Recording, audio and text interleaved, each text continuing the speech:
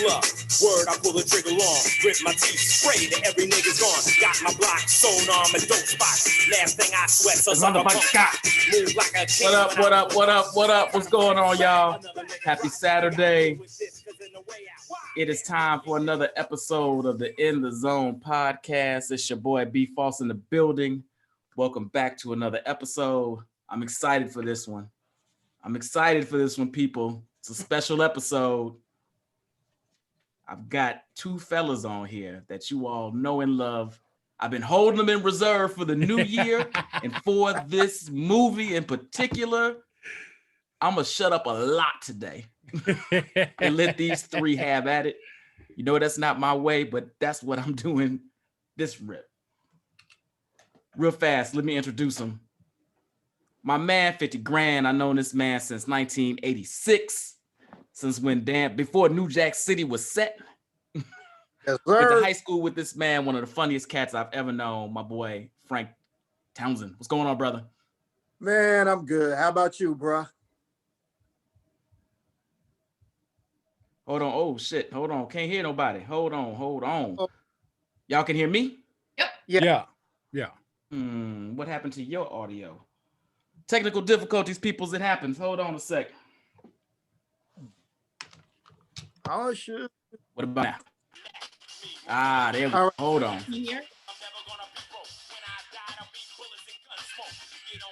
I see what happened here. Oh. Let's see. I'm good. All right, try it now. Still nothing? Nothing. I hear you. I hear you. You can hear me, but I can't hear you. Oh. All right, hold on. What the hell happened here? Too much energy. We might have to reboot. Oh, well. There we go. Now I got you. Yeah. Let's go. Hear everybody? Okay. Yeah. I got everybody now. Yep. Little technical. My fault, y'all. My fault. Frank, what's happening, brother? Oh, nothing much, man. Everything's good. Kicking it in 2021. How about you, bro? Man, I can't call it, brother. I can't call it. You know, I'm happy to be here. Happy to be with y'all. Oh, yeah. Trying to see when I can get this shot. Shit. I almost knocked the old lady down in Walgreens yesterday. Like, you don't need this motherfucker. Your life is over. Hey, I want to take a minute also introduce my man, a first timer. Been holding him in reserve as well. Y'all know this man is Big Papi, the paparazzi, the cameraman. Joel, what's happening, baby? Hey, what's going on, y'all? I'm happy to be here. Hope everybody's having a good day. I'm doing good. I'm out here professional, and y'all got to see the gap in my headphones, but that's okay. I want to do this, on my terms, so don't worry about it. You see the New Jack City, what we talking about today. Right, no doubt. Yeah, but I'm good. I'm real good. Excited to be here. Thank you. What's up? Sad to have you, brother. And then we got my cuzzo in the building. She's back. She broke down P-Valley to the breakings downs. I believe this is your first movie breakdown, though. This is. All right. So welcome aboard, my girl, my cuz, my love, Jay Patterson. What's happening at the time? Hey, what's going on, y'all? Hey, Frank. Hey, Joe. Hey, cuz. I'm ready. Yeah. Good. Yeah, I need somebody that balances off my light skinness. I usually don't have nobody that's yellower than me. So this shit works. Yeah, you use me. See? Family. Hey, so we y'all know every Saturday, 1:00, we break down a classic film. Today we're gonna dive into the absolute classic, New Jack City. So hold on, let me get my history up real fast. Let's go. Oh yeah, we gotta talk about it now. About it. We in it. So New Jack City comes out in 1991. Pardon me, it was set in 1989. Comes out in 1991. Made on a budget of $8 million. This explains a lot as I rewatched the movie. But makes $47.6 million. So yeah, Yeah. You talking almost 7 times the budget or 6 times the budget. Not bad. Not bad. Not bad for a hood movie with a bunch of folks we really kind of hadn't been too familiar with yet. Right. And we'll dive into that. Right. So it stars Ice-T. What'd you say, Frank? Like the most popular dude in the movie was Sonny Spoons. Right. Wait, hold on, Judd Nelson. You ain't seen him since, though, have you? And this movie probably was the reason why. He went hood. They don't want you after you go hood. Hey, look, what Robert Downey say, don't go full hood. Don't go full hood. So we got Mario Van Peebles, we got Ice-T, we got Wesley Snipes, we got Judd Nelson, we got Alan Payne, we got Chris Rock, star-studded cast. But again, we got Bill Nunn. But again, they having Christopher Williams. Again, we'll dive into that.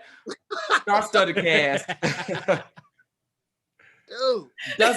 Doesn't hold up well. I'm going to just put that out there. As I rewatched it, I was like, ew. Yeah. Ooh, wait a minute.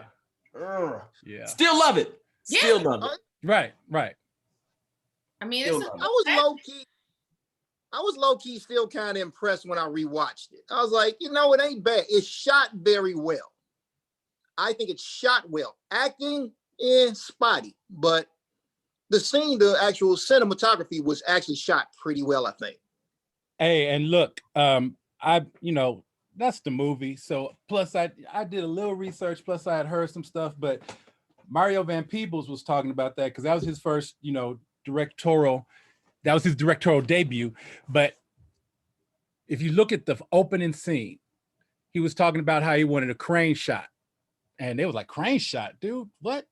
But so when you see that New York and it comes in, he said he didn't want it to look cheap. He didn't want it to look like a ghetto hood movie. And although, it is kind of cringeworthy in parts, when you look at that intro and it comes in and that's New York and they coming through and they come through on the bridge and Buddy got him over the bridge. It's like, whoa, that look, that's how movies go. That's how budget movies go. So that's what he was trying to do. So there was, with that cinematography, you could peep that. There was a lot of that. cinematography was great. Yeah. Just some bad editing, but we'll get into that. Well, shit. They probably spent half their budget on that crane shot, I'm assuming. Right. Yes. Facts. Like, and everybody wear your own clothes. Why not? See? Just be yourself. Yeah, So- do you? Ice-T show but did. It drops out 91. It's actually critically acclaimed. Roger Ebert gives it 3.5 stars. Look at Raj. Black wife. You already know Raj is down. And obviously it makes a gang of money. And it's coming out in this gangster flick era, right? You got Boys in the Hood, you got Menace, you got Colors. Like, it's just building up this crescendo, and this takes it to another level because this is like the black Scarface, right? This is our kind of our Scarface, in which they pay homage to a lot in the movie because he's watching Scarface in several scenes. So that's kind of what it was built around. That's what it was supposed to be. This rise, this meteoric rise of a hood cat drug dealer that becomes this big deal or whatever. And it just resonated for whatever reason. I think Wesley's performance propels this movie forward. Don't know if he's ever been better, and he's been in some other great movies, but when you're rooting for the bad guy, the dude that's playing the bad guy has done an excellent job. Facts. He was definitely a drug dealer in this movie. He was the drug dealer. The drug dealer. Yeah. So drops in 91. So I got to know, where were you? Who'd you see it with? Where'd you see it? Where were you in life? Like, just transform, teleport yourself back into 1991 version of you and tell me how this movie affected you, where you saw it, who you were with, all that good stuff. Joe, lead us off. Man, it's crazy. It's so vivid. It's so vivid because I was at Iowa State. I was a sophomore. I was in my process for becoming an alpha man. And two of my 06. Two of my bros had a real heavy impact with this movie. We're gonna get to the soundtrack later, I know, but my dean, he said something about the soundtrack. He said for this movie, he expected the soundtrack to be a lot harder. And I disagreed. And I still write, but I wrote in our little black paper called Uhuru. And I wrote a soundtrack. You know what you call that thing when you critique. Review? And I kind of, review. There you go. And I kind of took a little shot at him in the paper. I kind of paid for that a little bit later on, but I was at Iowa State. We was a close-knit, tight Black community. So we all, went and saw it together, and it was amazing. It doesn't age as great, but it was amazing. Cats that we didn't really know came through, gave us Black Scarface. It was the talk everywhere. We all poured into the show to see it. And it was real vivid and a really vivid part of my life. And when you said, you wanted to get me for it, I'm like, wow, he doesn't even know, but let's get it. I can do this. That's what's up. That's what's up. And for the record, Alpha Phi Alpha Fraternity Incorporated does not condone nor promote hazing. No, he just made it very difficult for me to get my work done. He was very hard on me. He was very stern with the finger wagging, things like that.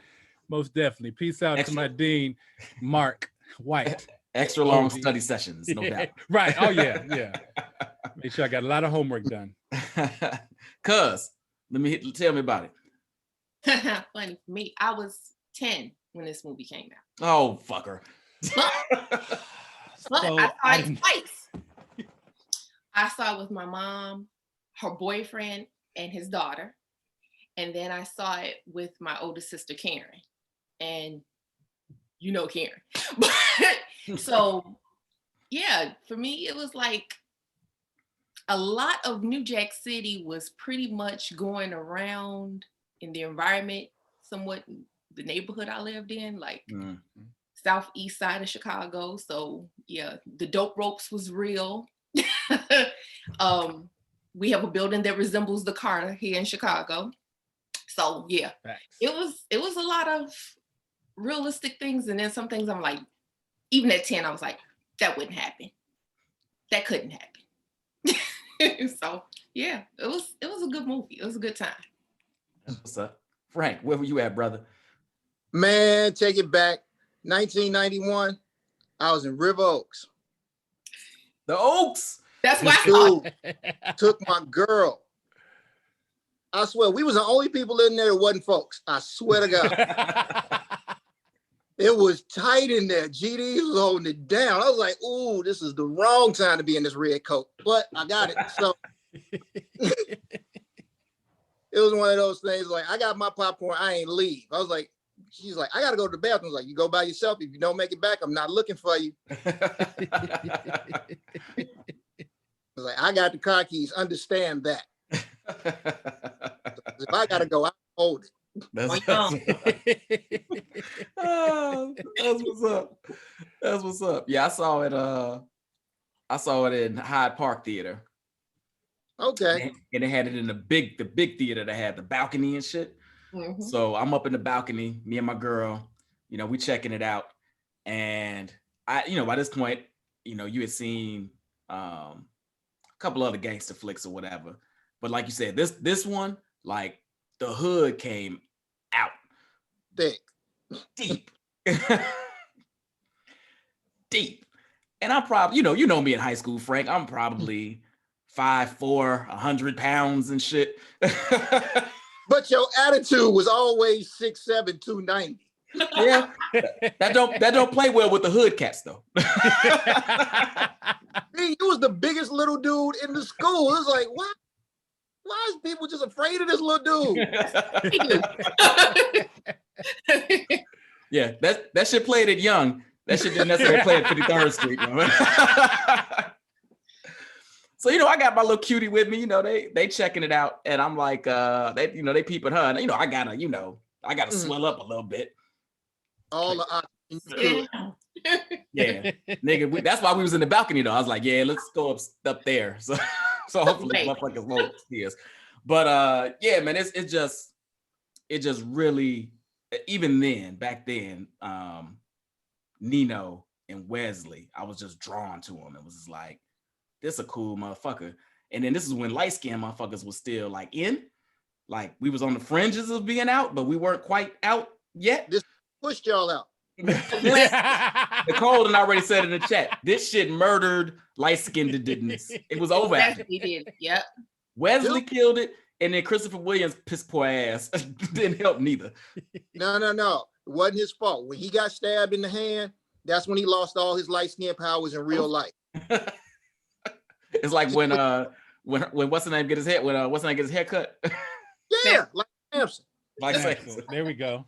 Fact. Dude, when you crack the skin of a light-skinned person, all the beauty seeps out, man. Look at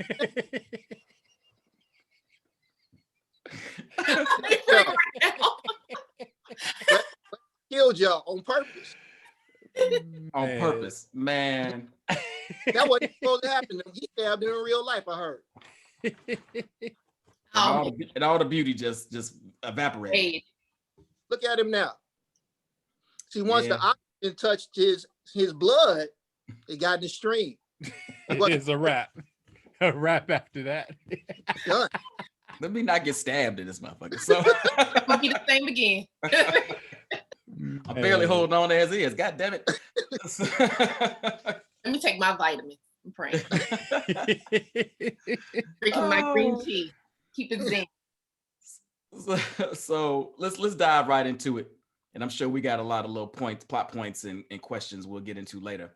They usually come out during the conversation. So let's just get into this mug. As I watch this movie again, I realize how much of it is backloaded, one, and two, how many, like usually when we do our favorite scenes, I can easily point to this, that, and this. But this is a lot like we did Do the Right Thing last week. This movie is like so plot pointed and like flowing that it's not really till maybe the middle end that I start really picking up on, all right, this is a scene that if it's on, I got to watch. Or if this is a scene, I got to watch. And for it to be so poorly acted, it is like an hour setup before you really kind of get deep into it. But there's some classic scenes before that. But I want to hear what you guys think before I dive into some of mine. Frank, lead us off. What you got? When Pookie got the turkey, he was begging for that turkey. He was hungry. He needed something to eat. Turned around not 2 seconds later. Anybody want to buy a turkey? That was you took a little bite out of it. Oh, yeah. Right. And then wanted to sell it. Standard crackhead. Oh, wait. Got a little piece for y'all. Did y'all know that was supposed to be Martin Lawrence? Yes, I did know that. I did not know that. Yeah. Martin Lawrence, that's who they wanted first, because Robin Harris was his boy and got him in. He blew up. So he was the hot man. They had him audition. He killed the audition. He killed it. Had everybody in the room in stitches. Then Robin Harris died. And that's what a month before the film pulled out. And Chris Rock bombed. Right. Bombed it hard to the point where they saw it in his face. It was like he left the audition knowing he did not get it. So a month goes by, they bring him back in. So, but he killed it live. He killed it on the real thing. Did not know that. Yep, I peeped that. And it's crazy because you can't even imagine anybody else playing Pookie. You just can't. I can't. I'm trying to imagine Martin doing it. Right. Yeah. When I first saw it, I was like, I somewhat can, but it doesn't seem right without. Right. Martin was skinny and had that lisp, so he could have played into that shit. What other scenes you got, Frank? Uniqua in the damn club. Uniqua. First of all, I didn't know she was a stripper. I never paid attention to that part. I didn't know she was a stripper in the Italian boys club. I was like, oh, okay. See what happens when you listen. Right. Like I said, I watched it with a bunch of folks. My head was on swivel. And now when I watch it, all I can think of is, dang, she should have stuck with old boy and she got to have it. He wouldn't have let her strip. There's no way he would have let her strip like he loved her. That man told her, whatever you want to do, we'll do it. Wherever you want to go, we'll go. Whatever you want, I just want to be with you. Now look at him. See what happened? Y'all don't be like guy. You on the pole. Wild no business. doubt. Joe, what you got? I mean, I got to go with the iconic when Nino walked in that all black, had the dog on the chain, let him out. That, man, there was Cancel Christmas. That scene, there was nobody badder, nobody colder. Fear, you could see the discomfort, the anxiousness. When he took that little, I mean, it's just the way he played it. That's why we'll get into that later. But when he took that single jump rope with the chain. Yes. Dude, that was so cold, bro. And it's so little, it's so subtle, but just the walk, then the little boom, he turned that whole scene. He just murdered it. It was just ruthless, flipped it. You just saw him jumbling up inside internally, flipped it, spun him around, and then ended it, not even ended it off, wiped the blade on his boy, wiping the blade on his boy Gear. Oh, wait. Did you see that very scene when everybody left out? You notice everybody was in all black. Yeah. Is one dude that's got on like a regular blazer and some khaki pants when he leaving the door. You can tell he wasn't supposed to be in that scene. So whoever just somebody make it. Extra body. Right. He was right, an extra. right. They're like, Kevin, sit in the chair. Won't nobody know. You want a cameo? That was somebody's nephew. Right. Uncredited like a motherfucker. Right. And Timothy Van Peebles. Right. And the Dunner man got on a blue blazer. It's like, nigga, that ain't black. But we're always trying to make blue and black a thing. That's not a thing. The other man was like, it's still dark. Oh, yeah, that's an iconic scene. And funny now that Frank says that Martin was supposed to be Pookie. Martin redoes this scene on the TV show. It is maybe my favorite scene ever on the show. that was one of the coldest Martins ever as well. Yes. Yeah. So that's hilarious. I wonder if he in his head was paying homage to that because he knew he was supposed to be in the flick. But good call. Yeah. What else you got? Anything else, brother? You know, I'll hold it because it kind of go towards something else we're gonna talk about. So I'll hold it. Okay. All right. No, but JP? You go ahead. What you got, JP?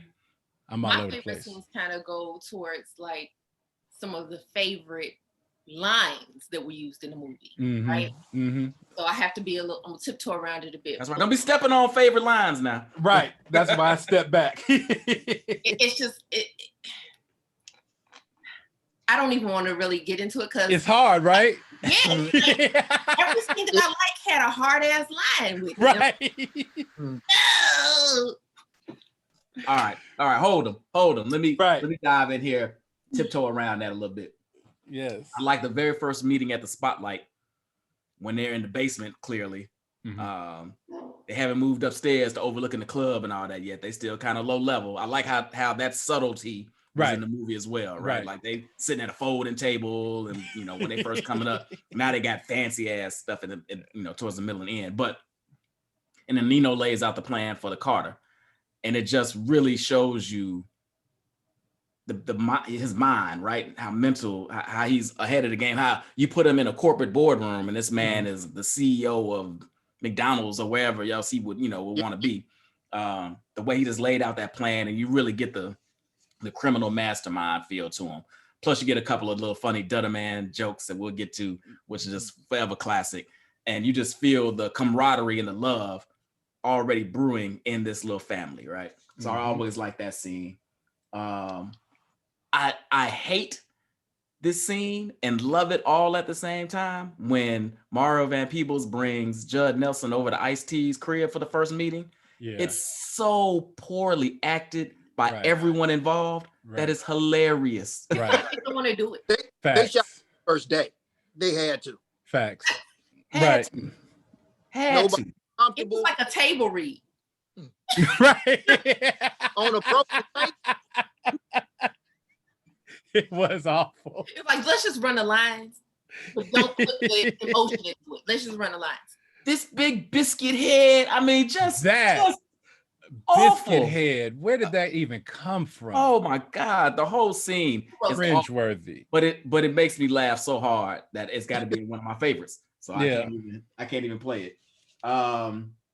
The Nino movie room scene, right? The whole she's getting up and dancing.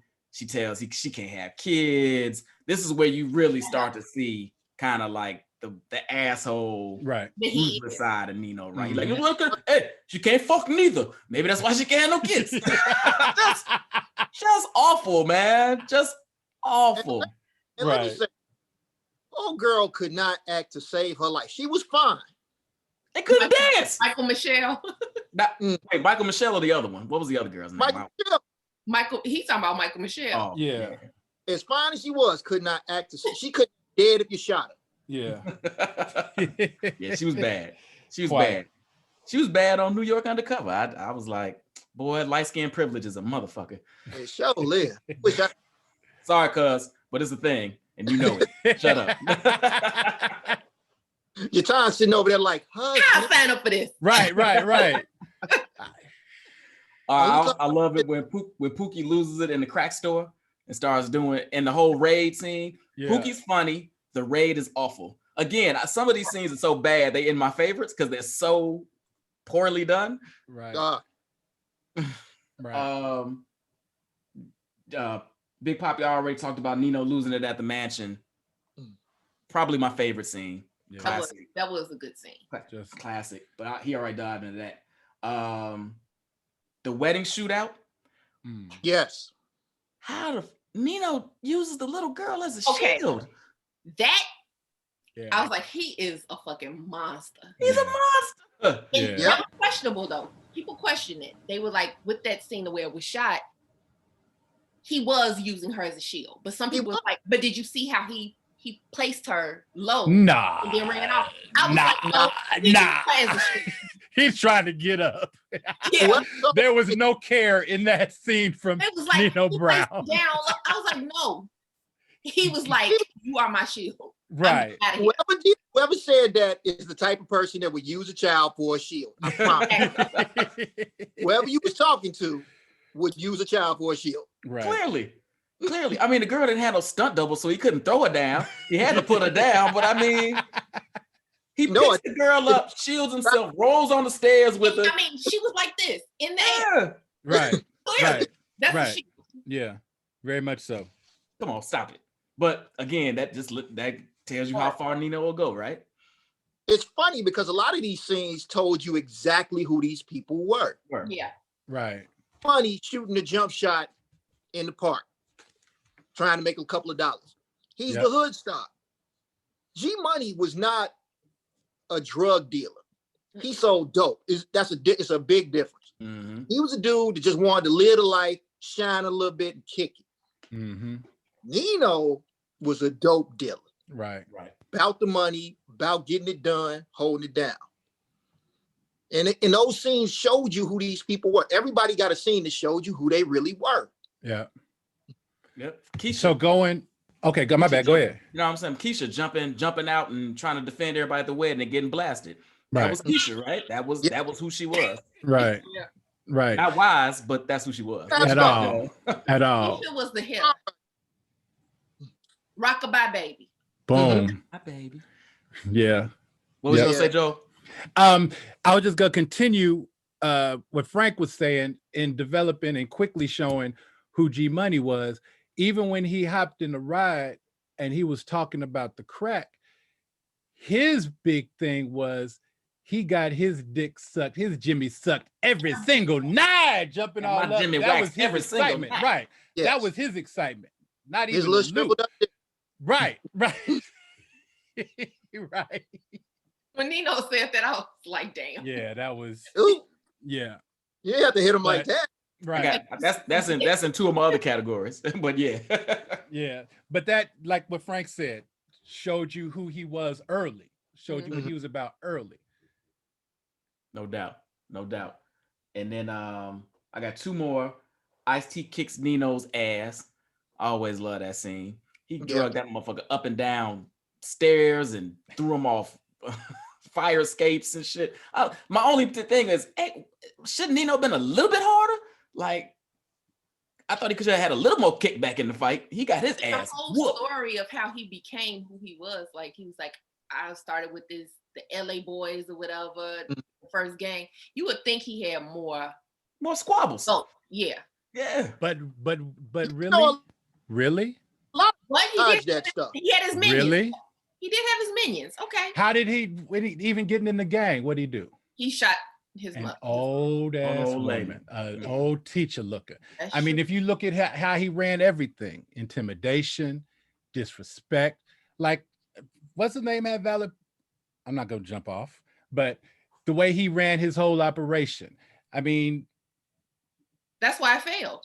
right. You know, I mean, would he really have squabble? Was he really a GG? True. Fair enough. Fair enough. He a trigger man. That's what he is. He ain't got no hands. He a shooter. And he barely that. Right. He is the shooter. Because boom. See, he didn't catch nobody at that wedding. He didn't get nobody. But wait, he was the shooter at the on the drive-by though. Was he on the bike? Was he? Wasn't that him? I don't think so. I don't think that was think him. so. He's not a hands-on type of guy. The very next scene when they show him watching it on the news, he's still in the black t-shirt, getting drunk, listening to it on the news. He was the shooter. I don't believe that. I gotta watch that again. I gotta watch that again. I don't think he was It's just uniform. Like they all had on black. The shooter was, that's what they shooter do. was kind of brown. Yeah. Wesley black than a motherfucker. Yeah. That day, bad makeup, but that's no. Yeah, he don't seem like the hands-on type that's gonna At be on the all. back of a motorcycle shooting off. No. He just don't seem like Don't- that. No. was because how drunk he was getting. Because if he wasn't the shooter and didn't have to get his mind right, it was just another day. No, he had some other mental stuff going on.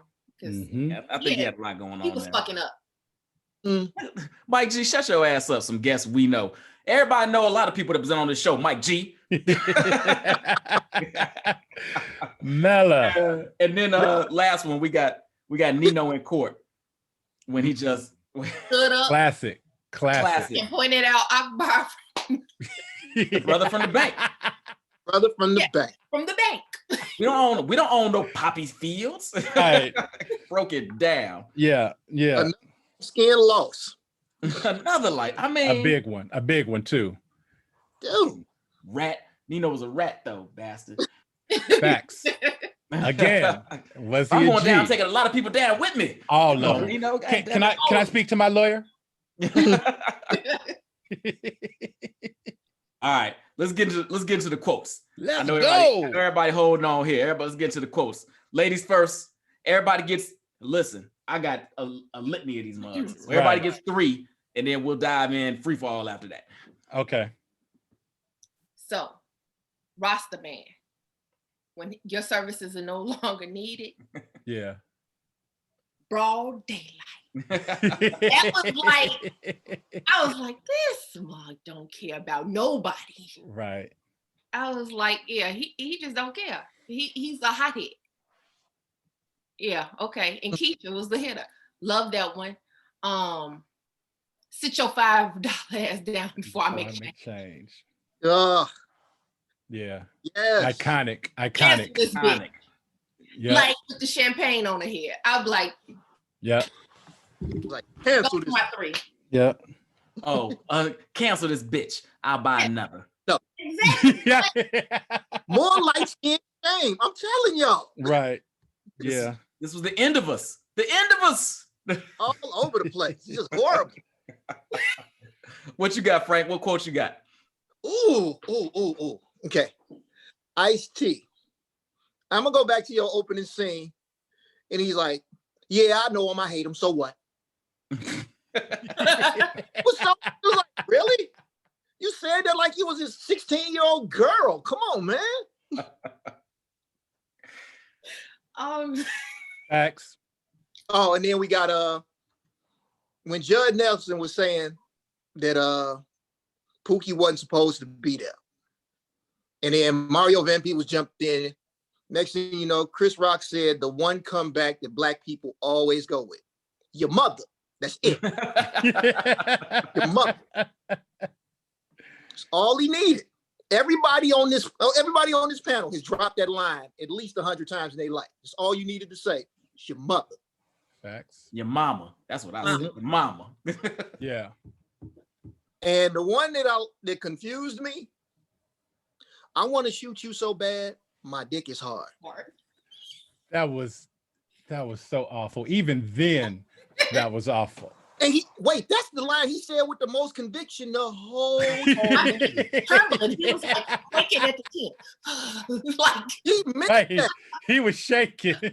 He was shaking. You know what? Because he saw what was happening to light-skinned people this whole movie. He's like, look, I need to get this back.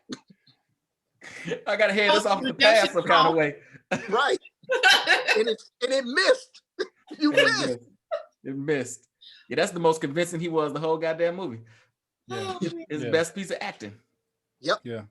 Look, Dante had just said that too. I want to shoot you so bad. Do you think his dick was really hard? Do you think it was? The way he was trembling. That was the thing that got. He was trembling. Little spit bubble was in the corner.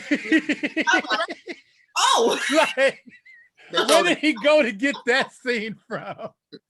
They were like, look, your acting has been subpar this whole movie. He meant that. You gotta bring it.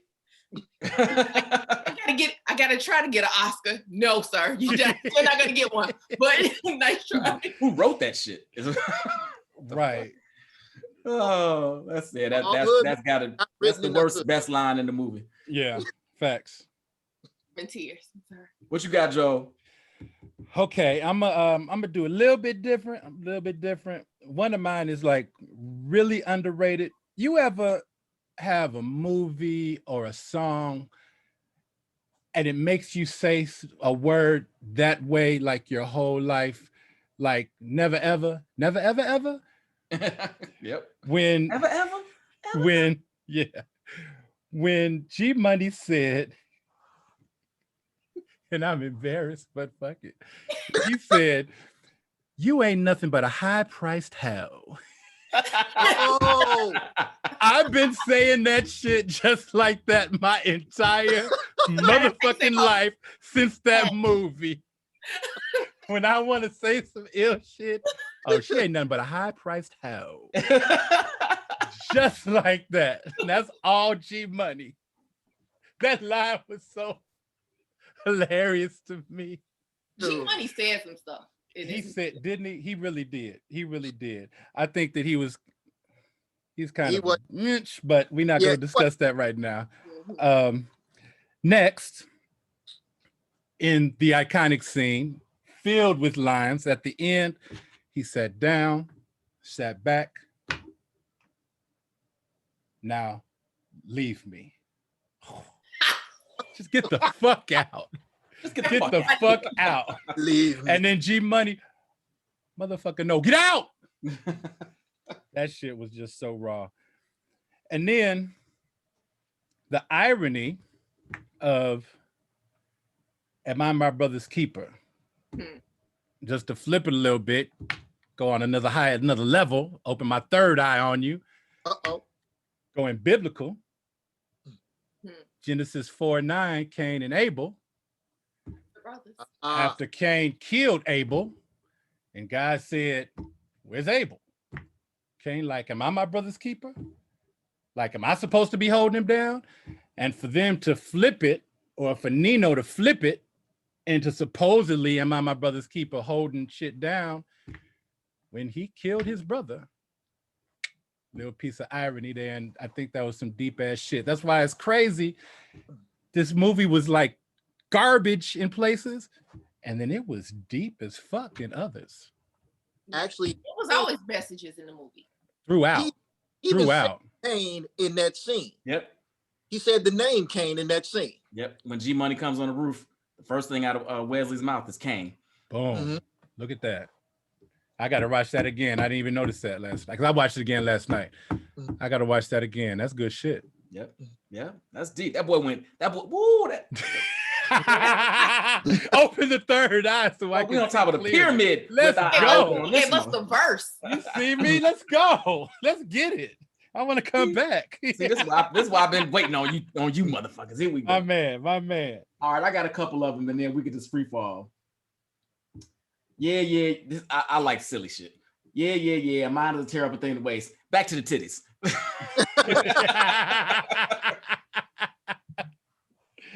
Oh, but that shit always had me cracking up. I've said this a million times, and I'm sorry, ladies, but this is how fellas talk. If I was you, I'd be looking for the pimples on the booty. Yes. Yes. It's been many a time we've been at a party or a club, and my boy been over there macking, and he done came back to the bar or wherever we was sitting, and I'm like, "What you doing back over here?" If I was you, I'd be looking for the booty, pimples on the booty. Yep. Yep. And then of course, this is in line with what we've already been talking about. This was probably the death knell, the line that sent us into eternal hell. Never liked you anyway, pretty motherfucker. Yeah.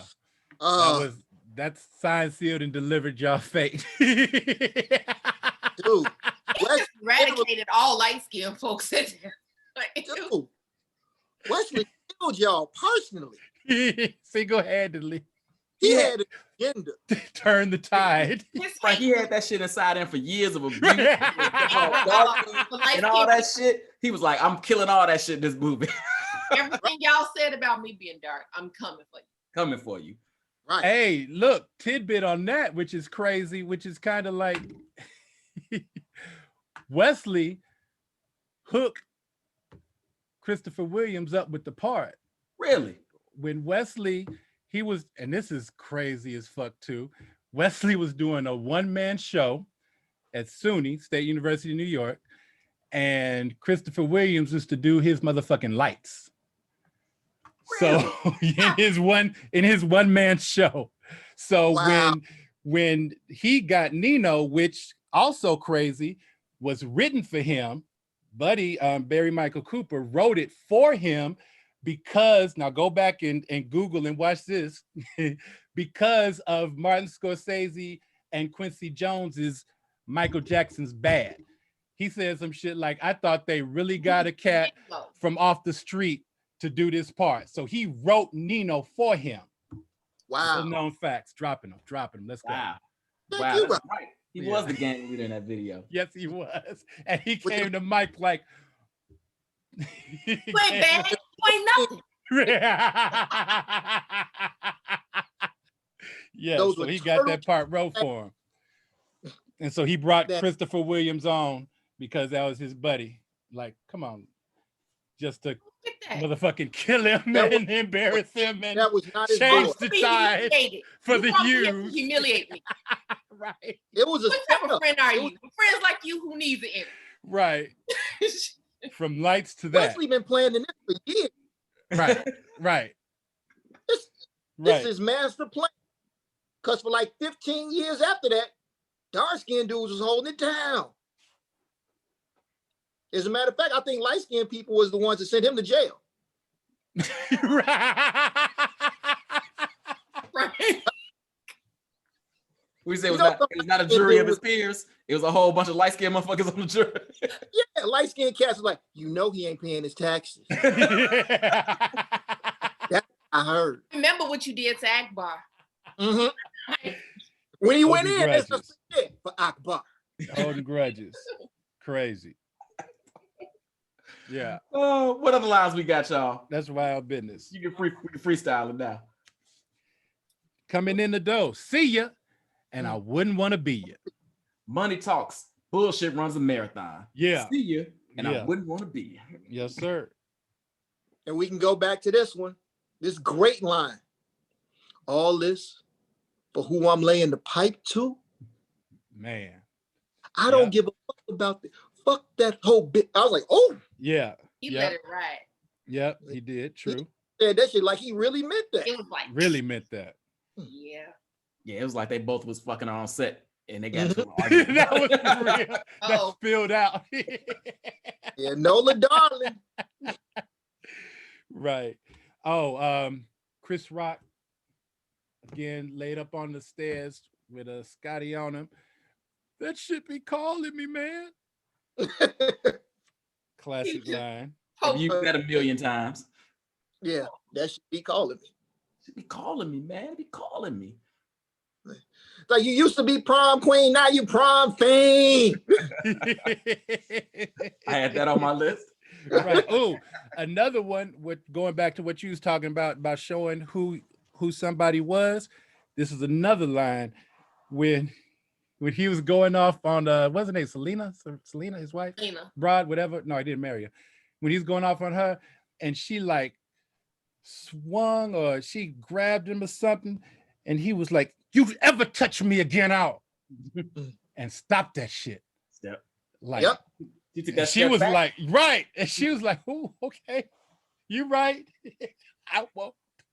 But right before that, he was. I don't know why this just the cadence in his voice when he says these lines. Mm-hmm. When your daddy was making his house calls at Harlem General and shit. What's up with that? What's up with that? And when your klepto mom was like housing shit at Bloomingdale's. What's up with that? Yeah. He was breaking her all the way down. He really Yeah, did. he He ran her. really did. Like, you ain't nothing. There was no escaping. Oh.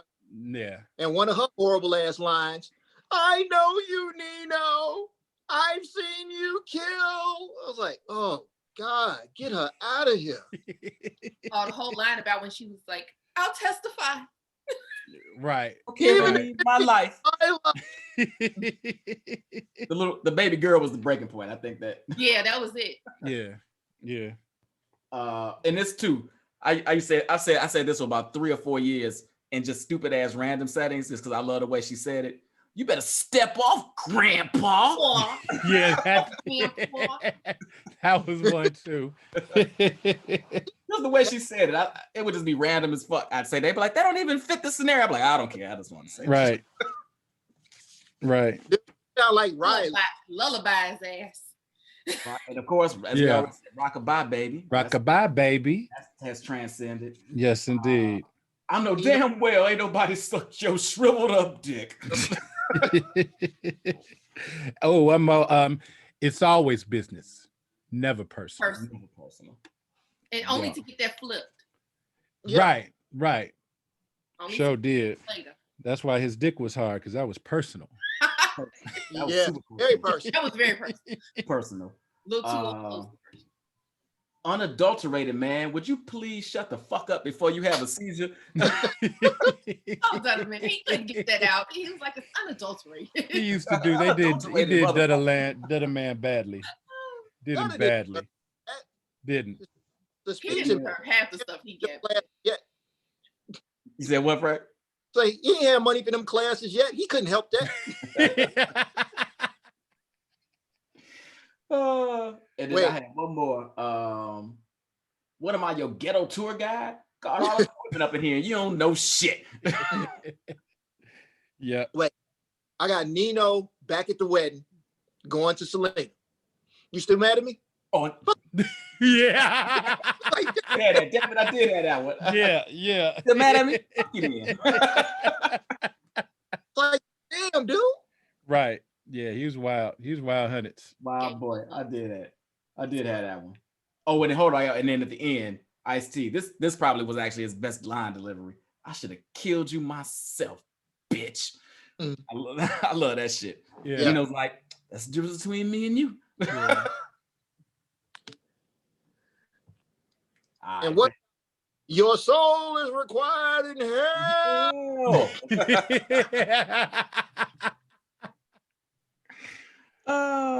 Oh, K-Dub, that ain't right. He said he canceled Michelle because she reminded him of Halle. That ain't right. That's wrong. You know him, and so you know Halle Berry is deaf in one ear. Yeah. Oh wow. It's supposed to be because Oh wow. Wesley and her used to date, and he slapped her around. Oh, wait, look at you. You know how that story came to light, because she was doing all the talking. That was when Halle was doing all of the interviews, but she never would say who it was. Mm. So what they started doing, was blaming people that she dated. Who? Christopher Williams. Mhm. They said, Christopher Williams, you're the man that hit Halle. He's like, no, that wasn't me. That was Wesley. He got mad because he know he got Payback. played. He know he got. Was this He after know the he movie? got set up. Oh, well, then yeah. All right. Hey, that makes sense then. Fuck it. Right. Oh man. Don't get mad, Tito. It's the law. Right. Good Right. call, Don. Good call. Good call, John Irvin too. They came back base. They came back for the base. Mm. That one scene. Oh, John says a mother shit earlier too. He said, give you some of these collard green linguinis. Yeah. Frankie Needle, the thinking man's rocket. Thinking man's rocket. Yeah. All right, let's go. Let's shift.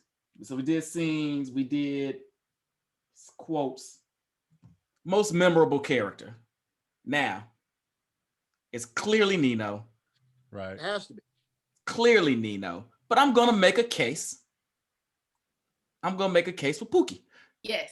You can. Yeah. You can. You can. He's the closest second. And he's a Yeah. close second. He's a close second.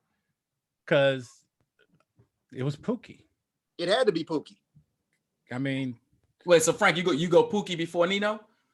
No. You have to go Nino. yeah. Because when you think, to be honest, when you think of Wesley Snipes, you think Blade and you think this. You have to. I think this before Blade, to be honest, but I do too. I feel you. Too.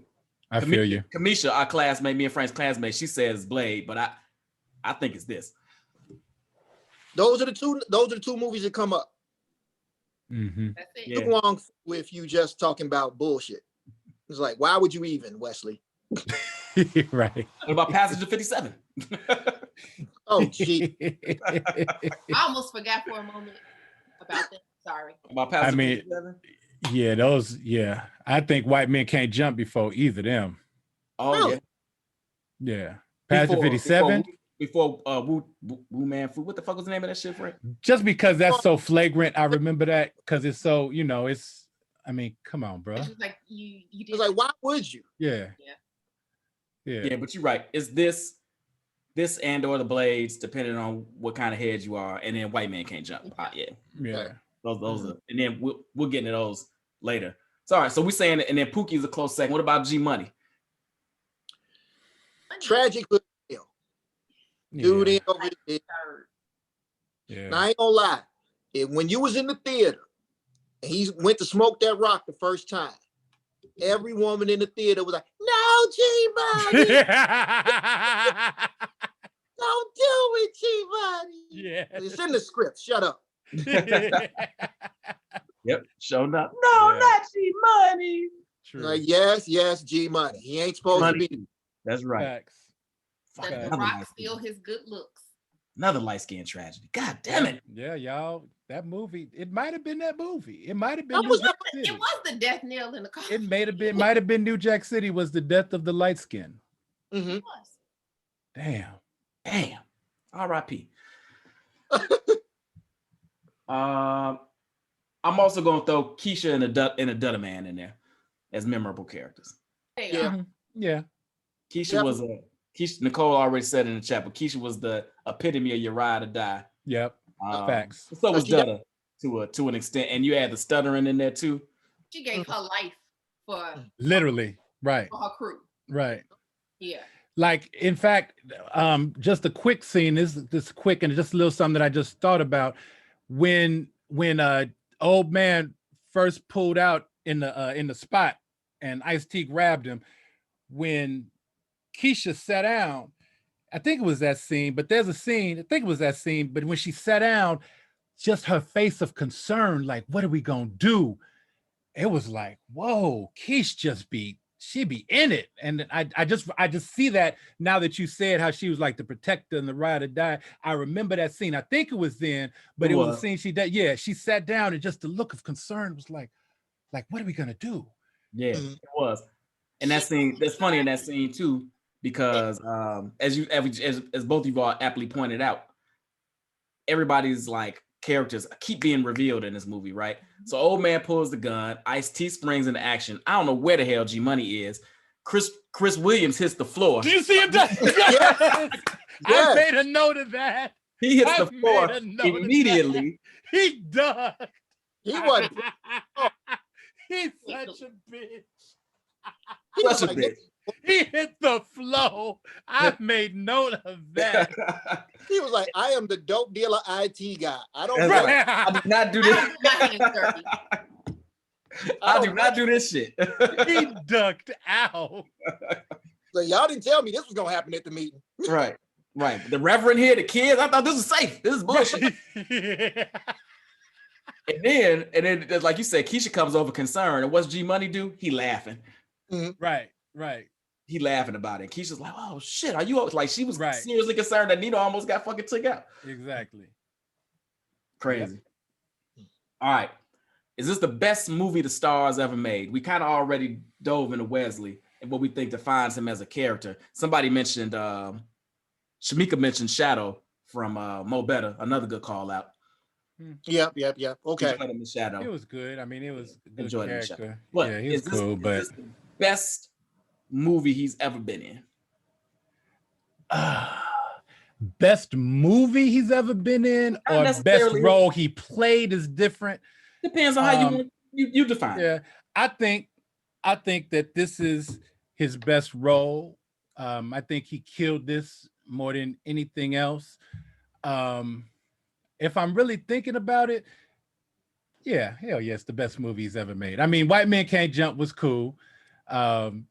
Jungle Fever was my shit. Mo Better Blues was cool. Blade was cool. Yeah, this was his best movie. Yeah. Okay.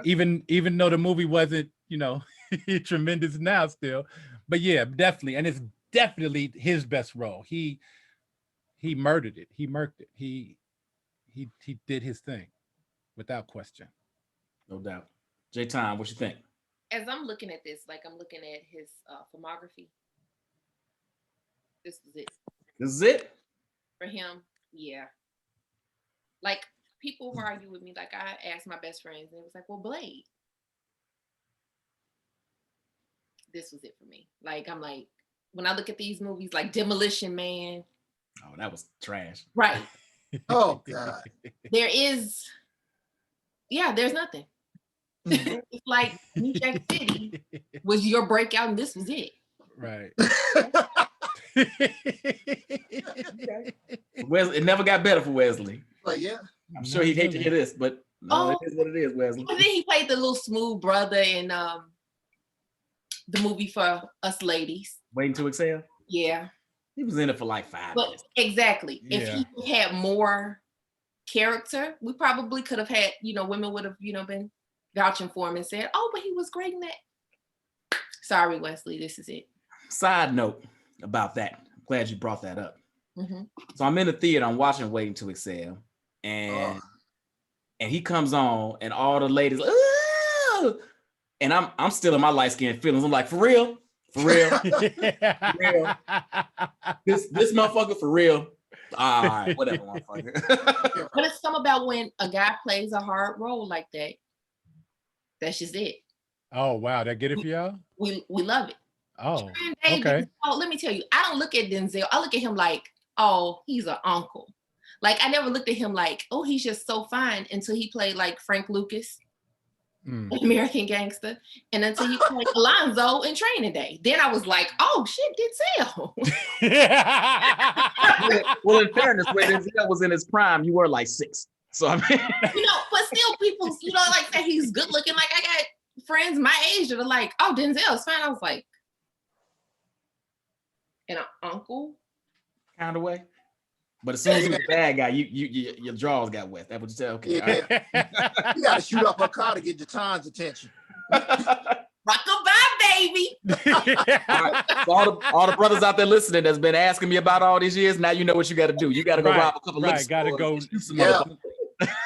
Get a motherfucking shot while you approve. Don't bring no flowers. You can bring flowers. Guns and clips. To the funeral. Nigga, right. Blood-soaked flowers.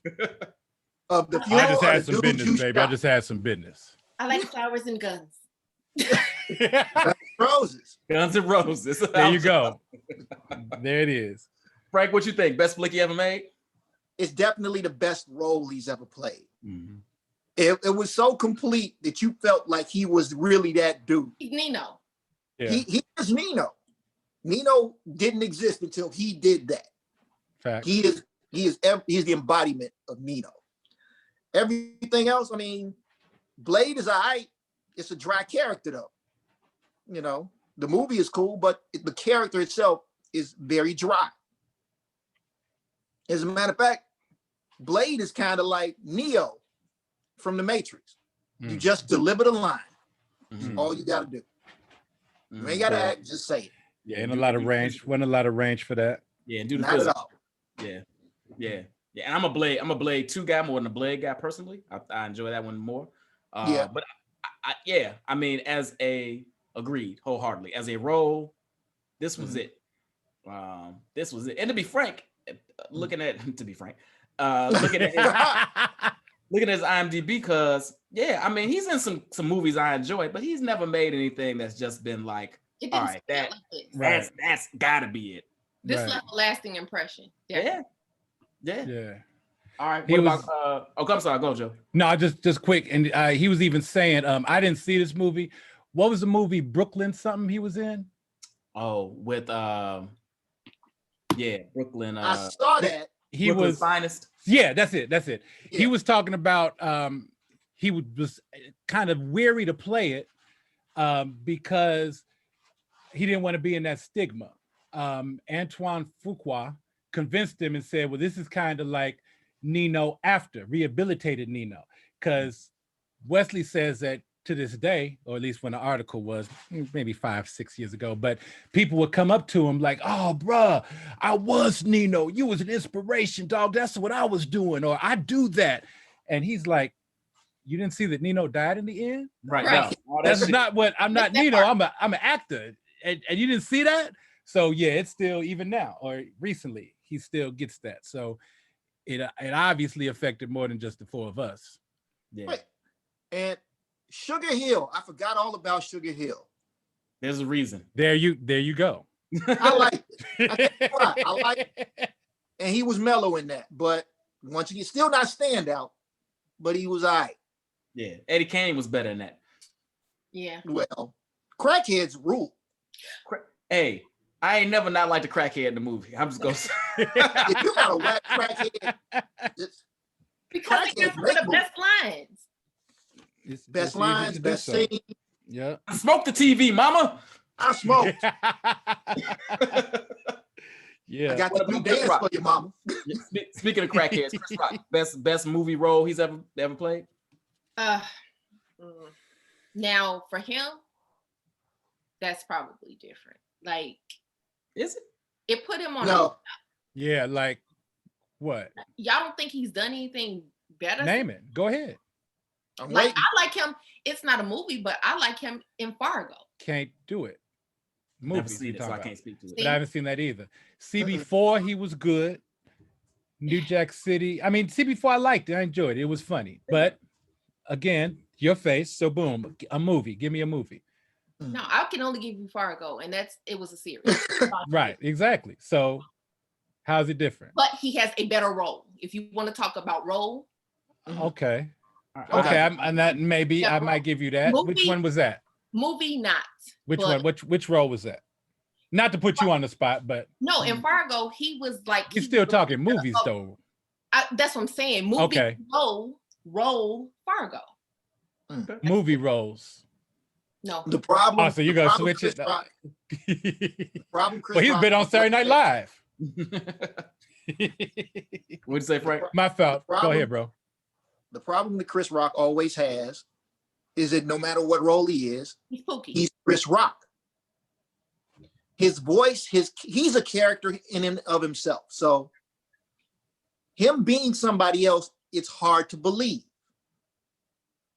The movie he did with Anthony Hopkins, where he was a twin animated. brother, a spy. Yeah. Come on, man.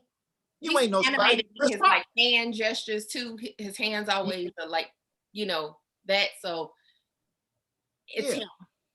That's why He's he's better. literally Chris Rock at everything he does. Yeah, he's Yeah. better. Because so Chris Rock being a crackhead is good. It's good. Yeah. Yeah. What's that animated? Like what he's in with the zoo. He's the zebra. oh yeah, shit. Madagascar. Madagascar. I love him in too. Madagascar. Yeah, he's awesome. And he's 'Cause he's a appropriate. Good in animated films, He's period. appropriate. Then, like in his bit parts, like Boomerang, he's hilarious in Boomerang. And then Chris Rock doses, and all he is Chris Rock. Like Frank said, he's Chris Rock in quick doses, iconic lines, quick little one hitters. But he's Chris Rock. That ain't no stretch. That ain't no, you know. Yeah, I think it might be. Same with I just want one rib. You know. Yeah. Right. See, he's Chris Rock. Yeah, he's Chris Rock. Yeah, I gotta admit, as I looked at his IMDb, as many of these movies as I've seen, I don't really enjoy him in any of them. Top 5 might be the exception in that role, in that vein. Maybe top 5. Oh, that was, Yeah, but he was that my wife that was cool. shit and these. No, I love my wife was horrible. Yeah. I ain't gonna lie. I barely watched Empire didn't make the it. first season, and then as soon as they tried to make him the tough guy, I was out. I was like, oh fuck no, they can't even try to pull this shit off. Chris Rock is the fucking heavy, like the gangster. Right. Right. So- In fact, yeah. I'm gonna say this. That's just me. Bill Nunn. It's Radio Raheem. Yeah, Yeah. without question. Ice-T. Oh yeah, what? As What? awful as he was in this. What? Runaway? What? No, Breaking? What was the movie where they were hunting? Oh, Trespass. What? I mean, what? What Ice-T movie? There was a movie where they were literally hunting people. Oh, They were hunting humans. yeah. I don't know the name of it. I remember I that. don't I don't think remember I ever saw it, but I know what you're talking. Oh yeah, I did see it. I don't remember the name. I can only think of. I didn't mean Runaway. I meant Trespass with Cube. What? Trespass. He was in Breaking, right? I mean, not Breaking.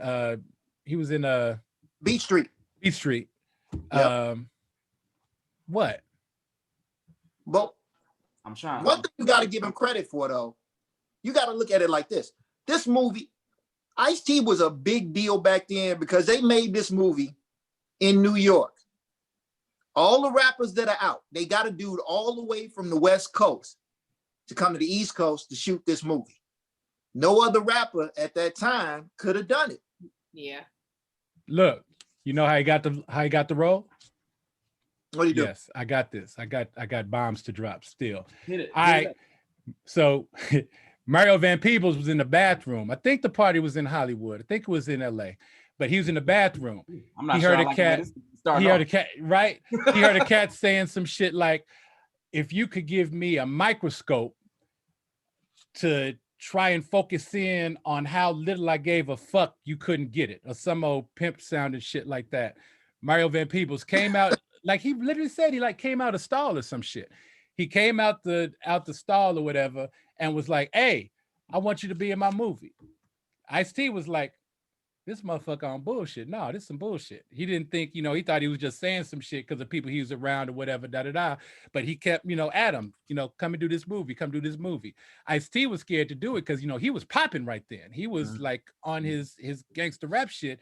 And he was scared that this was going to fuck up, especially if it flopped, that it was going to fuck up, his music, you dig. But, people convinced him and had him come on and get in, and as they say, the rest is history. But yeah, it was literally some bathroom shit. He was talking shit, and Mario Van Peebles came up to him in the bathroom, and he was like, "Motherfucker, what?"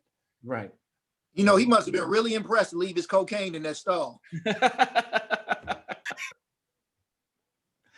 Oh, the dude he was with probably was still in there holding it, so it's all right. Yeah. On the line and said, "What's that?"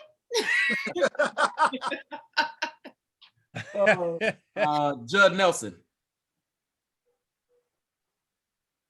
Breakfast Club. Everybody like Crickets. The silence. We didn't freeze. We really, we really had to have a Nah, moment. I Breakfast say Club. Breakfast Club. Yeah, Breakfast Breakfast Club. Club. Got to be Breakfast Club. Not even a question.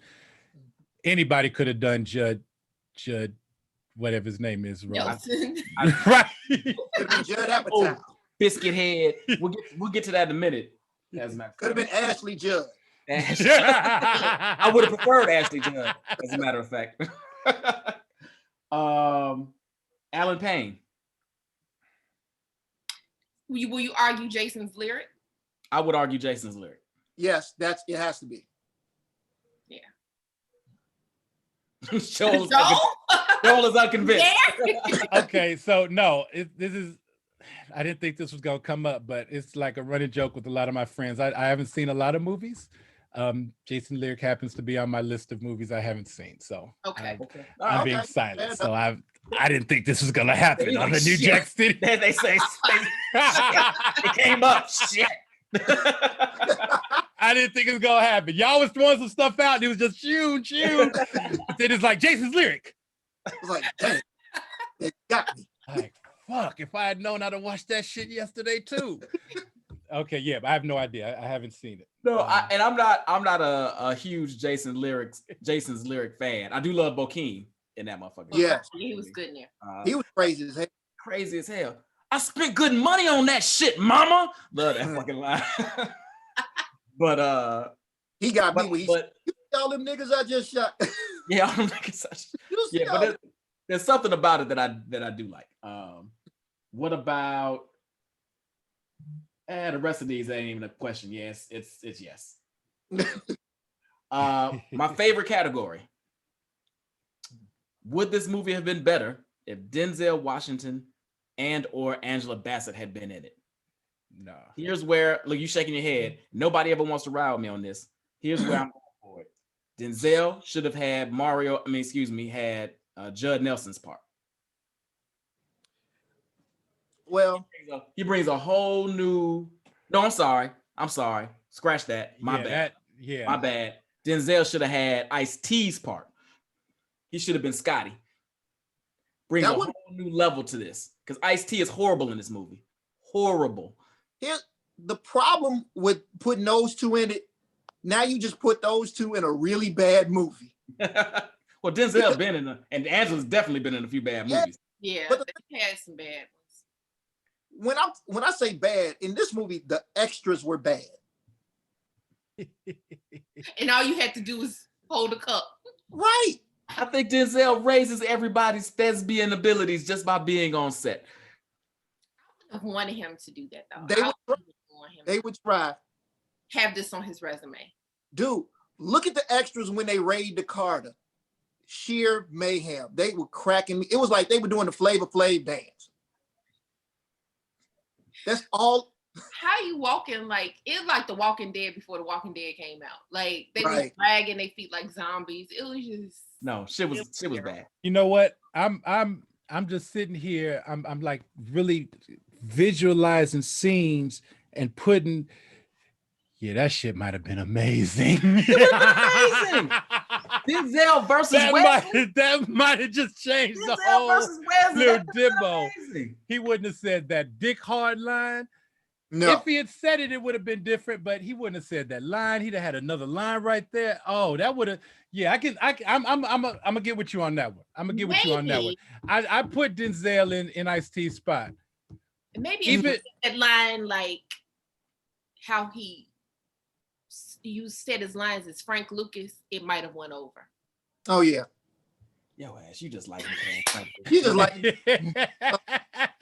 it's all coming out. You got the blueprint out there, fellas. Y'all, I hope y'all paid attention. Go watch American Gangster again, then come holler at your time. Yeah. For real. And okay, here's my other one. Angela Bassett. Remember, she's not a big star yet. This is still she's still coming. No, not as Keisha. Keisha's Keisha. I ain't replacing Keisha. Mm-hmm. As the lawyer. I don't even know what that woman's name is. Yvonne Stickney. Phyllis Yvonne Stickney. Yeah. There you go. Plug Angela in there. Yeah, it was short, but yeah, I do that. I take that. A little role, but she wasn't famous then. Yeah, right. Facts. Yeah, I take that. I take Angela Bassett. Yeah. Yeah, that would be nice. I can see that. Yeah. No, I'm not doing it.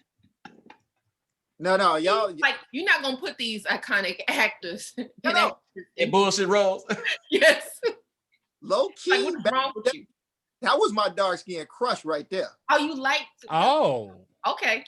Dude, have you ever seen what she's sitting on? Can't say that I'm sleep. I gotta go look now. Okay. I'm gonna take your word for it. Okay. Or maybe not. Goes they should have played that shit up in the movie then. Dude. No, because she used to do stand-up. Oh, everything. Oh, wow. I do remember that, actually. And she did a whole set on her booty. Okay. I'm about to go hit fucking YouTube as soon as this shit over. What's the blackest thing that happened in this movie? Frank? Arresting Nino, and somebody in the back yelled out, "Give me the gun, I'll shoot him." Kill his ass. You know the peanut gallery be going whenever it's a fight. Yeah. Yeah, there was some choice lines in that fight. You could hear somebody in the background, kick his ass, beat his ass. Yeah. I hate drug dealers. Just like everybody, the whole neighborhood gathers for a fight. Right. Wait, hold on now. Yeah. I do have this little nitpick about this movie though. Every time anything happened, have y'all ever noticed it's always 100 people standing around, no matter what it is? Yeah, somebody Where got do all shot. All the come shootings. from? When dude was getting walked down naked, motherfuckers was around. When dude got shot, motherfuckers was around. Mhm. Yeah. Yep. I mean, I know Harlem and New York is busy, but goddamn. Like when guns come out in the shot, people get little. Right. Exactly. Right. Yeah. They looking like, These oh my were things that goodness. I was Did you saying, see that how would he not shot happen. him? Yeah. That would not happen. Now, if you're in handcuffs and you're getting carted away, yeah, everybody comes out, yeah. you get carted away. But when guns is going, no. We low. We Yeah. low. Yeah. No That's doubt. true. Be able to tell how many people there. This is right. Because I ain't see nothing, I don't know. I don't know nothing. I don't even speak English no more. What you got, Joe? Blackest thing that happened.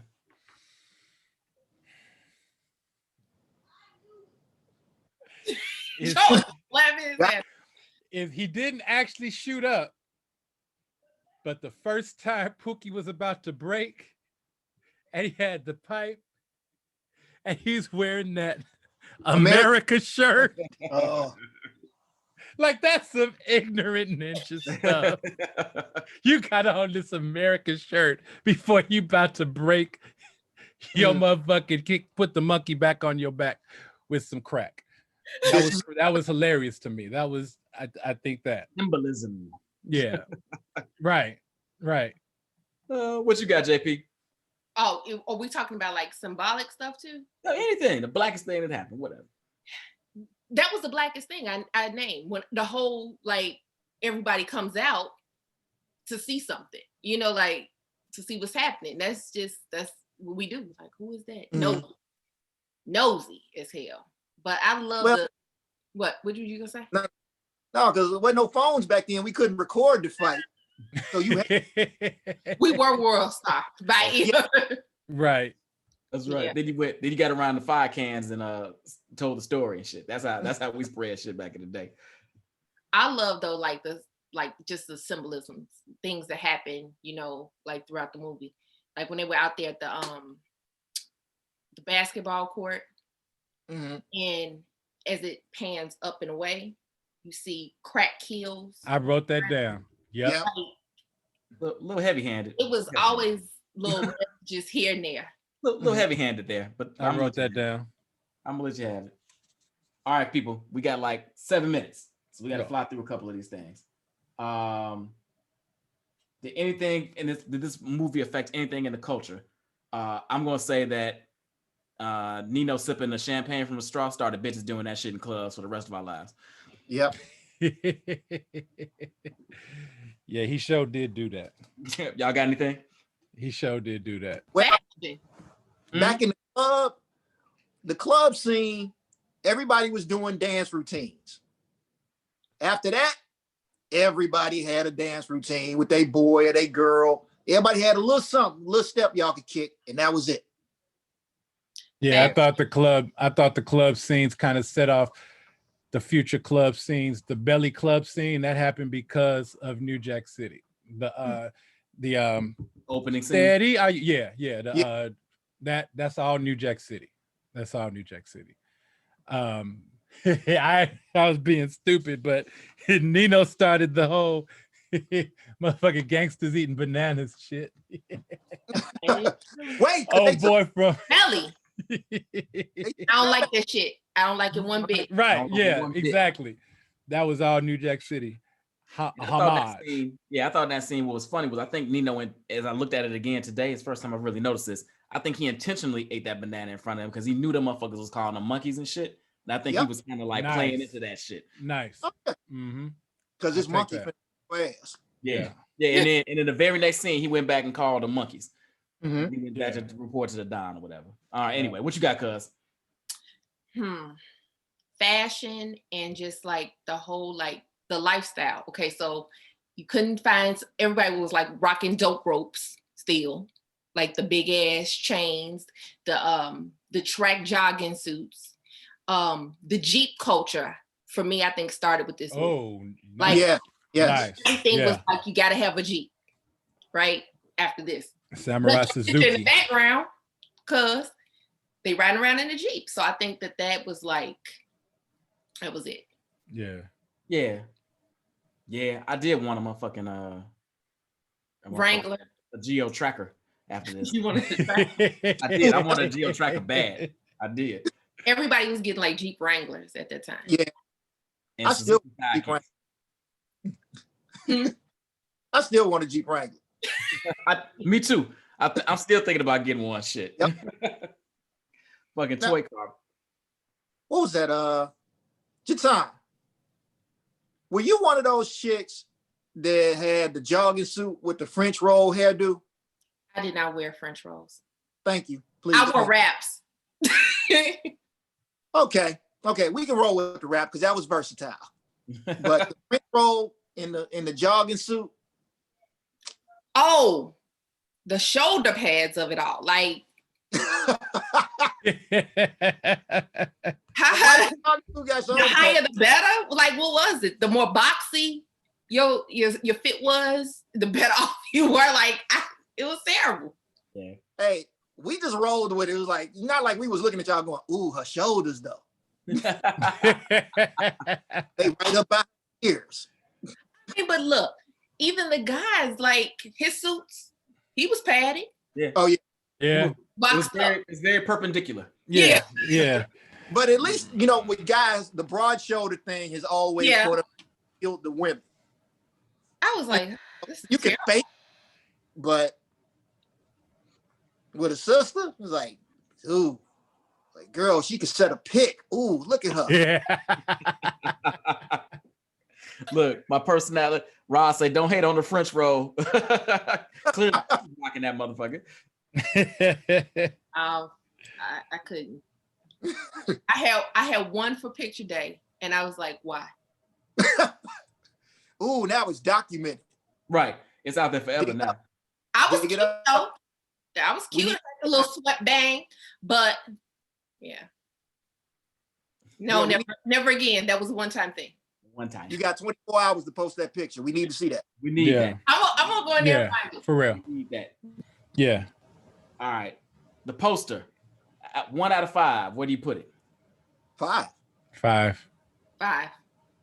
5. Posted Look at him. hard. Look at him Yeah. back there. 5. Come on. Yeah. There we go. Yeah. Yeah, that's just trill. Oh yeah. Yeah, I mean Nino and the smoke. Actually, they could have just done that and left these other 3 marks off of it. Could have. Really? Easily could have. Easily could have. There was supposed to be a 4th cop on there. Who the Asian Oh. dude? Yep, and they took him off. Oh. Racist. Russell. They didn't give him a lot of lines anyway. They just Yeah. had him. They really, yeah, he was just there. There was no Satisfy the Asian community. Yeah, he was the it's supposed to be multicultural, right? Yeah. I do remember the girls thinking he was cute too. They're like, "Well, that little Asian motherfucker kind of cute." Look at John, like, Yeah. Oh, But he you squealed gave it away from up. Fast and the Furious, face ass motherfucker. So rude. I'm Asian. I can say these things. All right. All right, so we all love this. We all love the poster soundtrack. Soundtrack. On a scale of 1 to Just what do you think? I gave it a 4. I used to rock the Yeah. soundtrack. overall, it was I good. liked mean, that boy. Color Me Bad. This is what brought them Right. out. This was what Yeah. introduced them. Like for real. But I like all of it. What's the name? The 2 Live Crew cut? No. That In the Dust.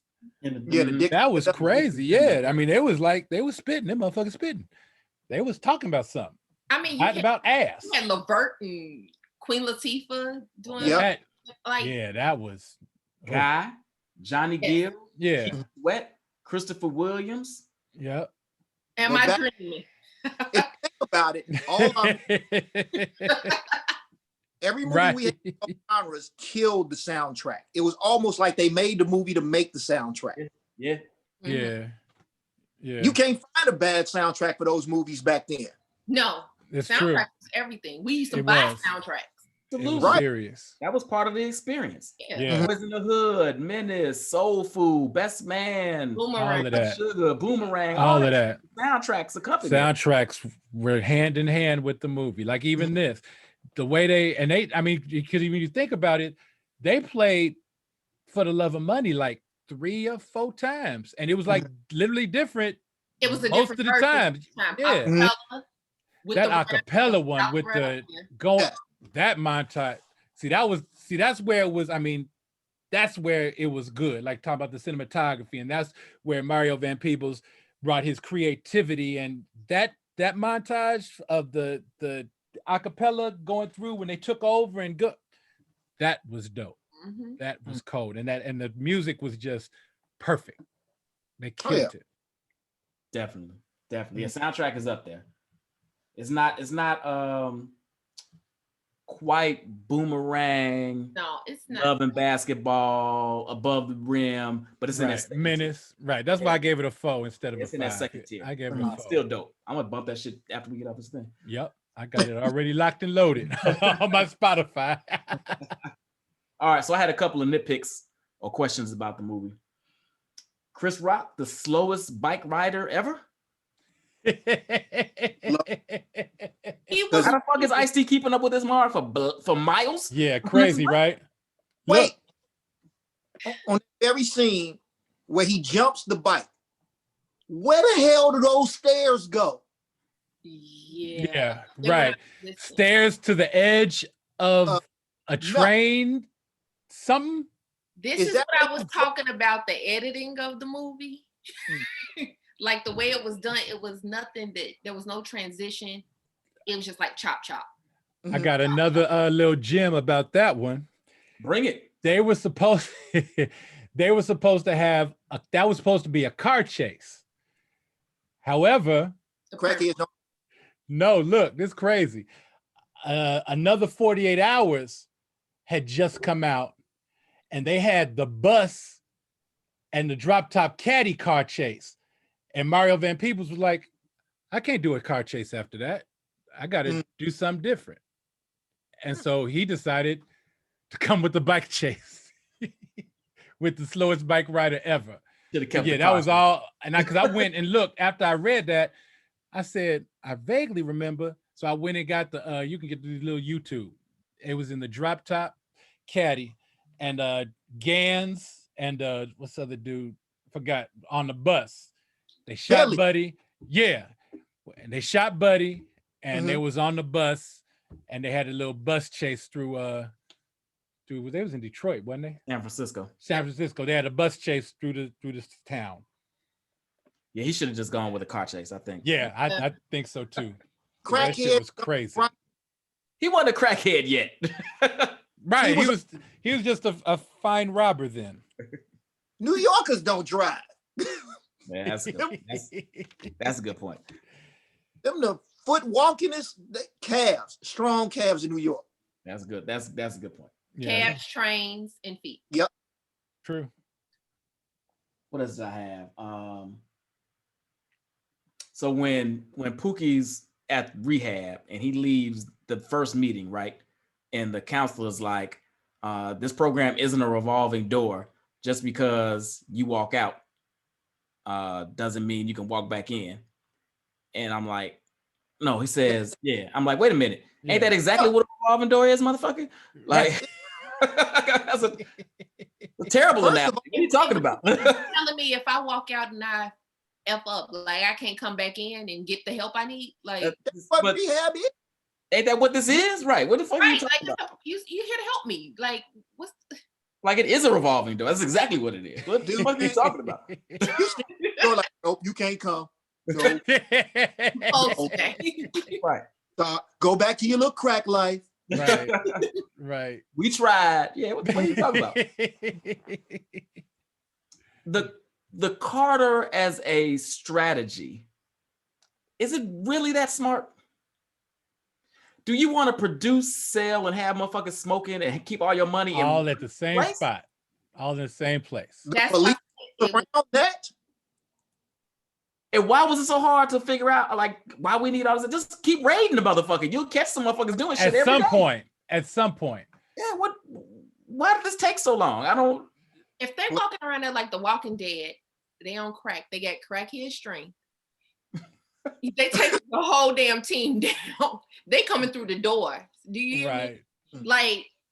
Like you can infiltrate Pookie into the upper level inside, but you can't infiltrate a crackhead to go in and get his ID swiped. And what I was saying at the beginning of how this was so memorable, another guy, one of my bros, rest in peace, Dewan, we had an argument, and I'm bringing it up because y'all did Juice already. Yes. We had an argument between what was more believable, Juice or New Jack City. I said Juice. Juice. He said no, New Jack City. And we had a legit argument because he's saying, no, that's his man. He wouldn't do like that. I'm like, that shit happen every day. How you gonna lock up an entire 4-block residence and sell crack all day for years? How do you do that? And we had a legit argument about that shit that went on back and forth for a minute. And he really believed that Juice was unbelievable, but New Jack City was, yeah, that could happen easily. You know, my It's thing about not. the crack game, when you're talking about a quote unquote crack house or a dope house, I have the ultimate answer for all of that. Set the house on fire. How hard is that? You can't sell crack in a house that's on fire. Take the whole spot out. Yeah. Exactly. True. Drugs go up in flames. Maybe you catch a drug dealer in there. Who knows? But they ain't selling crack in that spot ever again. They've done worse. Mm-hmm. Ain't that how Candyman got? Oh, my bad. Sorry. My bad. Different movie. Still my dude though. That's right. I can't wait for that motherfucker to come out, the new one. Dude, messing with them white women. Every time. Get you. Got to be more careful. And I know G Bunny was at this point was smoking crack himself and wasn't quite himself. But would they have really put Pookie in the room with all the crack, knowing he's a former crackhead? No. I mean, a little foolish. A little? Not a good business strategy. Facetiously so. Not a good business strategy. Not a good idea, really. You want to make him a lookout? Even that's sketchy. But Don't put him nowhere near full of crack. No, but they had lookouts, like for real. Would look out and they would give them a little something. Is G Money gonna allow it? And really, is Scotty dumbass gonna allow it? Like, no. You really trust him like that? Like, oh sure, you don't. Put him in there with the crack, and he'll be okay. Give him this big ass World Wrestling Federation belt with the damn camera inside, with the 9-volt battery. Bro, did you actually see what that shit was? What it was powered by? They had an angle of it. It was the Duracell. What was horrible about was the whole way that was filmed. Like he's walking and Christopher Williams is like in front of him. Right. You could tell that was the cameraman. Yeah, how is this motherfucker angled up like that? Because right. He's standing up like it was the cameraman squatting, walking around, and you could tell that Chris Rock was like somewhere behind them talking because it was like cheetahs. Awful. It's like somebody getting busted on cheetahs. Nice. Okay. Yeah. Now the drug deal where they tried to where they actually tried to catch Nino. All of a sudden, you got police all over the warehouse. Nino turned into Jason Bourne. He sliced the neck. He got from the uniform. down. That's right. He's right. He can't. He did. He dropped down like a bat. He did. Yeah, he did. Where you get them skills from? He was in blade form before he was practicing for his next role. Yeah. Not good. Not good. Oh wow. The Yeah. assassin. Nice. I was like, come on, dude. Yeah. Him was a ninja. Oh, Another question. I don't know if y'all noticed this, and maybe I never noticed this before. Maybe finally having a decent TV made me where. Why were motherfuckers' faces so dirty all the time? Did y'all notice this? I thought it was in that thing. It almost looked like Judd Nelson was in blackface. Was it just me? No, his face was dirty the whole fucking movie. I was like, was it dirt or what were they doing? Were they trying to But after the funeral, when him and Ice-T are on the rooftop, both of their faces are dirty.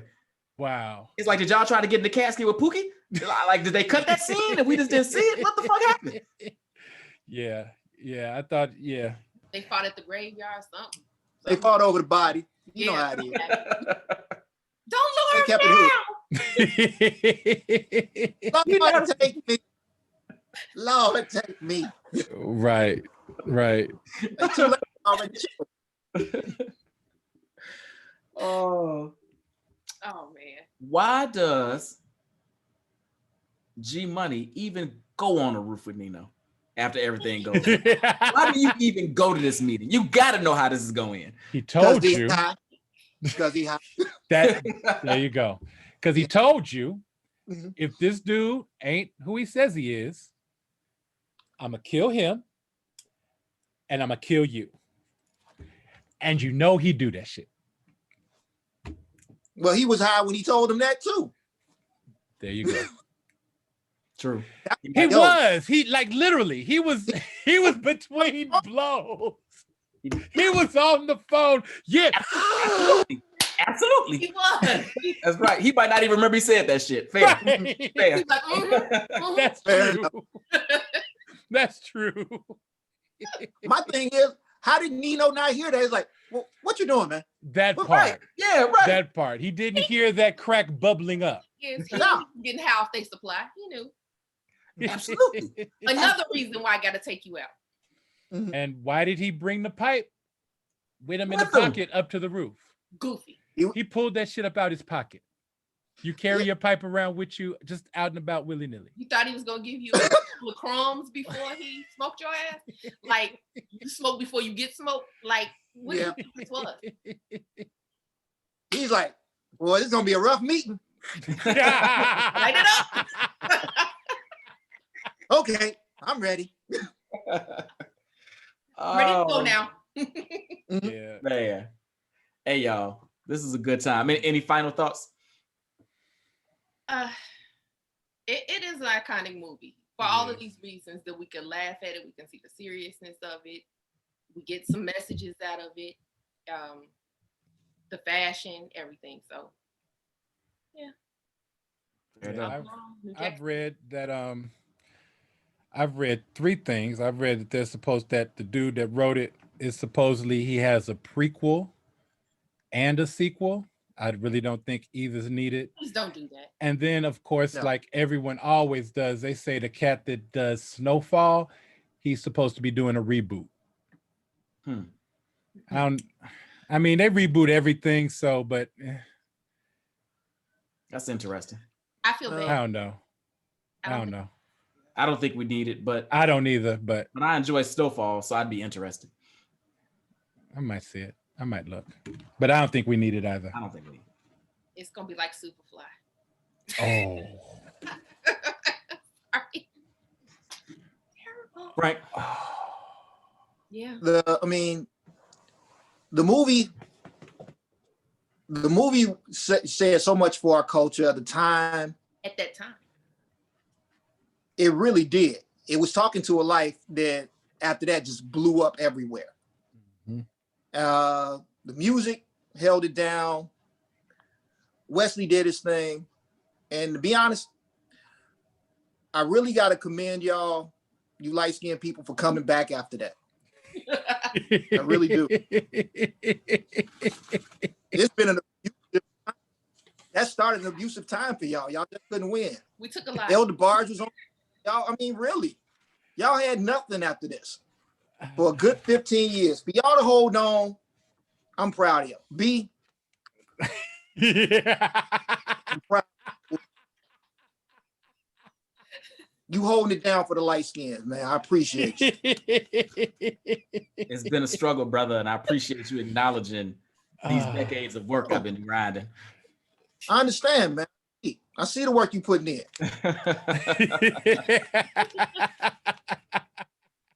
Hey, y'all. Before I can't forget, I would be remiss.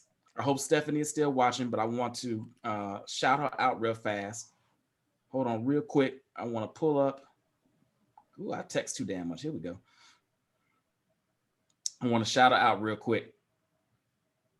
So Stephanie, my girl Stephanie Greer, makes, if you don't know Stephanie, you haven't met Stephanie, you need to. Amazing person, brilliant, Facts. and just like picks up shit quicker than anybody I've ever known in my life. Like, she's like, you know what? I need a new table.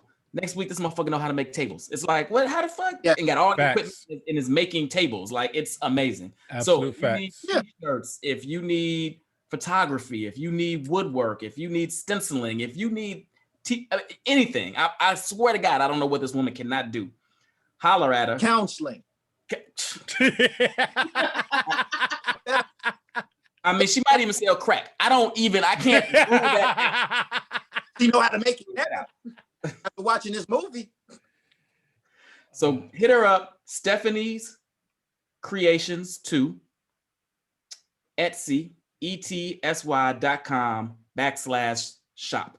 So again, that's STEPHANIES CREATIONS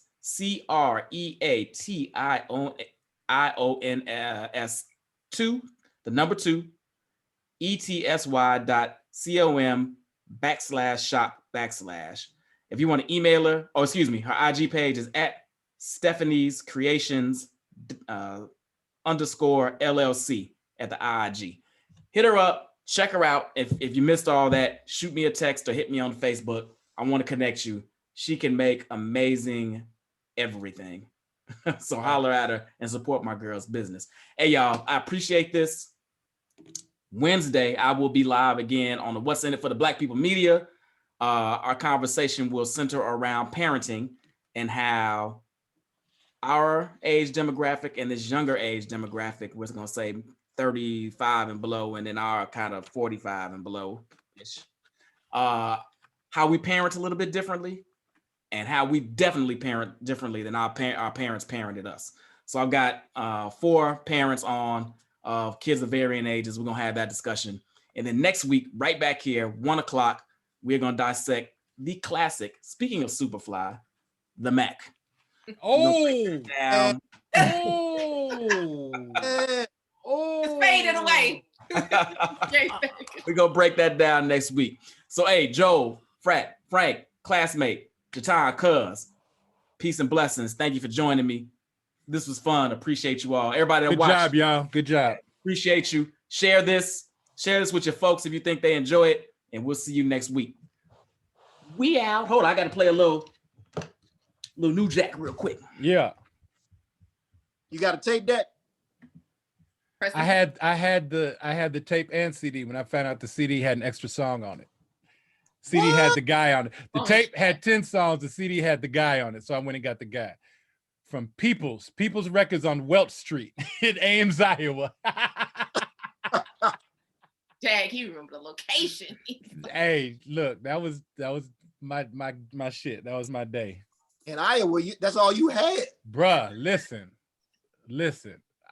They got the music somehow. They got the music. I'm gonna holler at y'all later, people. And I'm gone. Peace out, people.